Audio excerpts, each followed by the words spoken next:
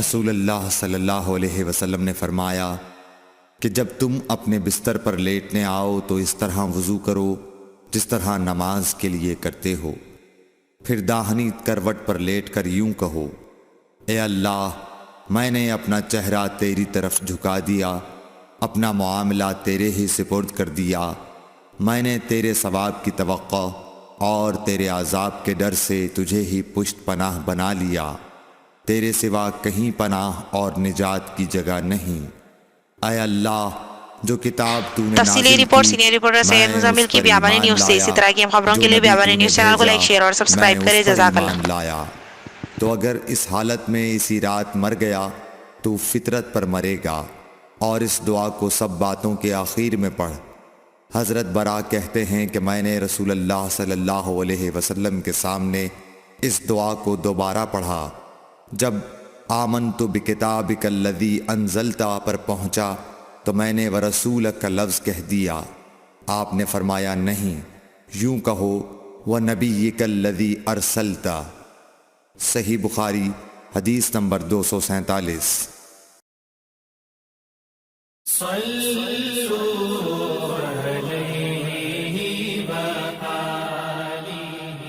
جابر بن عبداللہ نے بیان کیا کہ میرے پاس تمہارے چچا کے بیٹے، ان کے مراد حسن بن محمد ابن حنفیہ سے تھی، آئے۔ انہوں نے پوچھا کہ جنابت کے غسل کا کیا طریقہ ہے؟ میں نے کہا نبی کریم صلی اللہ علیہ وسلم 3 چلو پانی لیتے اور ان کو اپنے سر پر بہاتے تھے، پھر اپنے تمام بدن پر پانی بہاتے تھے۔ حسن نے اس پر کہا کہ میں تو بہت بالوں والا آدمی ہوں۔ میں نے جواب دیا کہ نبی کریم صلی اللہ علیہ وسلم کے بال تم سے زیادہ تھے۔ صحیح بخاری حدیث نمبر 256۔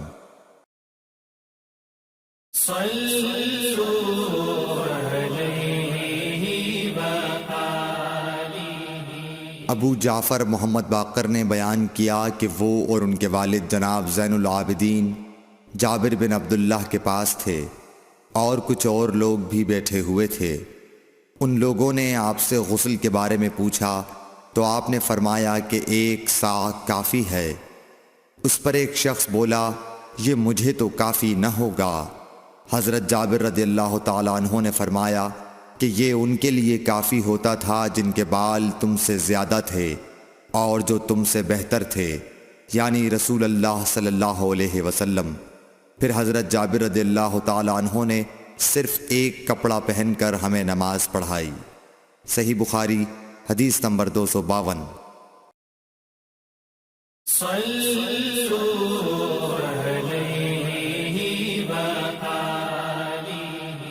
ام المومنین میمونہ رضی اللہ تعالی عنہا نے بیان فرمایا کہ میں نے نبی اکرم صلی اللہ علیہ وسلم کے لیے غسل کا پانی رکھا تو پہلے آپ نے پانی کو دائیں ہاتھ سے بائیں پر گرایا، اس طرح اپنے دونوں ہاتھوں کو دھویا، پھر اپنی شرمگاہ کو دھویا، پھر اپنے ہاتھ کو زمین پر رگڑ کر اسے مٹی سے ملا اور دھویا، پھر کلی کی اور ناک میں پانی ڈالا، پھر اپنے چہرے کو دھویا اور اپنے سر پر پانی بہایا، پھر ایک طرف ہو کر دونوں پاؤں دھوئے، پھر آپ کو رومال دیا گیا لیکن آپ نے اس سے پانی کو خشک نہیں کیا۔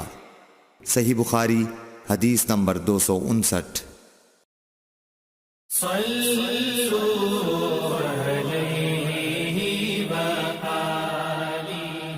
ام المومنین میمونہ رضی اللہ تعالی عنہا نے فرمایا کہ میں نے نبی کریم صلی اللہ علیہ وسلم کے لیے غسل کا پانی رکھا تو آپ نے اپنے ہاتھ 2 مرتبہ یا 3 مرتبہ دھوئے، پھر پانی اپنے بائیں ہاتھ میں لے کر اپنی شرمگاہ کو دھویا، پھر زمین پر ہاتھ رگڑا، اس کے بعد کلی کی اور ناک میں پانی ڈالا اور اپنے چہرے اور ہاتھوں کو دھویا، پھر اپنے سارے بدن پر پانی بہا لیا اور اپنی جگہ سے ہٹ کر دونوں پاؤں دھوئے۔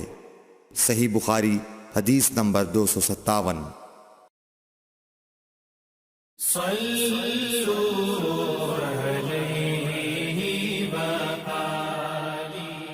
نبی کریم صلی اللہ علیہ وسلم جب غسل فرماتے تو آپ پہلے اپنے دونوں ہاتھ دھوتے، پھر اسی طرح وضو کرتے جیسا نماز کے لیے آپ وضو کیا کرتے تھے، پھر پانی میں اپنی انگلیاں داخل فرماتے اور ان سے بالوں کی جڑوں کا خلال کرتے، پھر اپنے ہاتھوں سے 3 چلو سر پر ڈالتے، پھر تمام بدن پر پانی بہا لیتے۔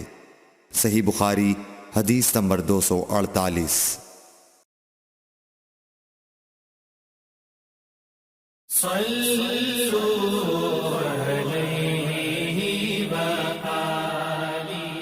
رسول اللہ صلی اللہ علیہ وسلم نے فرمایا، میں تو اپنے سر پر 3 مرتبہ پانی بہاتا ہوں، اور آپ صلی اللہ علیہ وسلم نے اپنے دونوں ہاتھوں سے اشارہ کیا۔ صحیح بخاری حدیث نمبر 254۔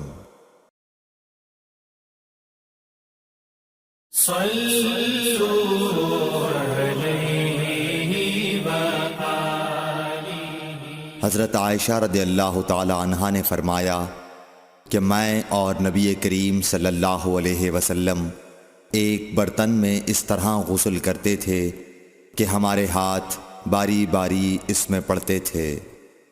صحیح بخاری حدیث نمبر 261۔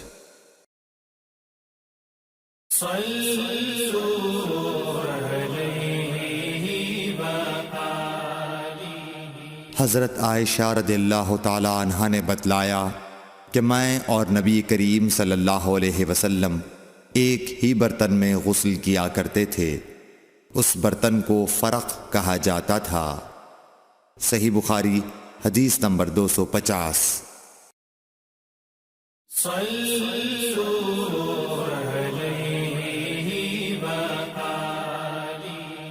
حضرت میمونہ رضی اللہ تعالی عنہا نبی کریم صلی اللہ علیہ وسلم کی زوجہ مطہرہ نے بتلایا کہ نبی کریم صلی اللہ علیہ وسلم نے نماز کے وضو کی طرح ایک مرتبہ وضو کیا، البتہ پاؤں نہیں دھوئے، پھر اپنی شرمگاہ کو دھویا اور جہاں کہیں بھی نجاست لگ گئی تھی اس کو دھویا، پھر اپنے اوپر پانی بہا لیا، پھر پہلی جگہ سے ہٹ کر اپنے دونوں پاؤں کو دھویا۔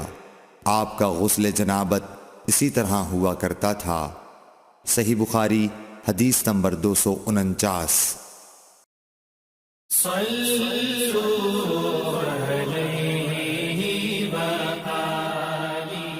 نبی کریم صلی اللہ علیہ وسلم جب غسل جنابت کرنا چاہتے تو حلاب کی طرح ایک چیز منگاتے، پھر پانی کا چلو اپنے ہاتھ میں لیتے اور سر کے داہنے حصے سے غسل کی ابتدا کرتے، پھر بائیں حصے کا غسل کرتے، پھر اپنے دونوں ہاتھوں کو سر کے بیچ میں لگاتے تھے۔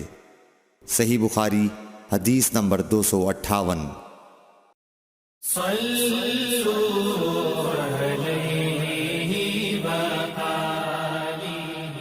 نبی کریم صلی اللہ علیہ وسلم نے غسل جنابت کیا تو پہلے اپنی شرمگاہ کو اپنے ہاتھ سے دھویا، پھر ہاتھ کو دیوار پر رگڑ کر دھویا، پھر نماز کی طرح وضو کیا، اور جب آپ اپنے غسل سے فارغ ہو گئے تو دونوں پاؤں دھوئے۔